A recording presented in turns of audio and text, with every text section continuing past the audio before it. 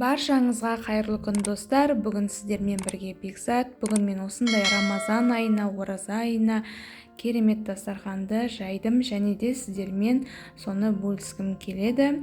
Келіп жеткен Рамазан айы құтты болсын, оразаларыңыз қабыл болсын, ниеттеріңізді, дұғаларыңызды Алла қабыл етсін. Біздер ауыз ашарға қонақ шақырған кезде не дайындаймын, не пісірсем болады деп қатты ойланамыз. Сондықтан сіздерге осындай жеңіл тағамдарды ұсынғым келеді. Мен осындай греческий салатты әзірледім және де бұл салаттың толық рецептісін бөлек каналыма, YouTube каналыма салып қойдым. Қалай, не турау керек, описание бөліміне салдым.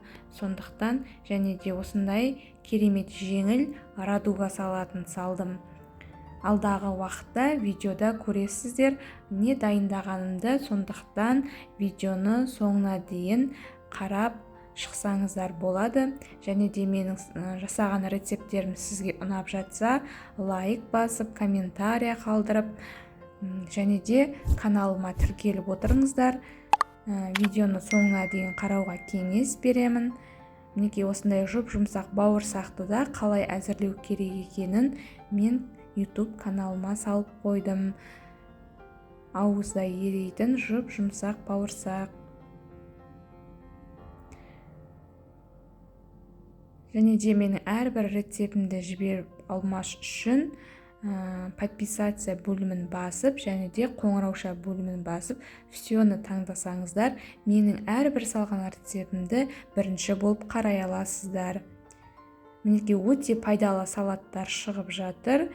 Майонезбен де, майонезсіз де осындай жеңіл салаттарды жасасаңыздар болады. Ауыз аштырған адамның сауабы Алла өзім берем деген, сондықтан ауыз аштыруға асықсаңыздар болады.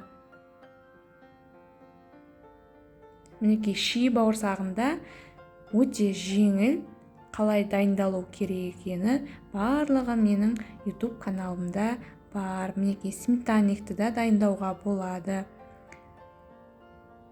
Бұның да рецептісі өте оңай, сондықтан сіздер барлығын өз қолыңызбен жасап, қонақтарыңызды сондай қуантып, және де қолдан піскен тағамдарды сүйсініп жейді. Сондықтан барлығын қолдан пісіруге тырыссаңыздар болады.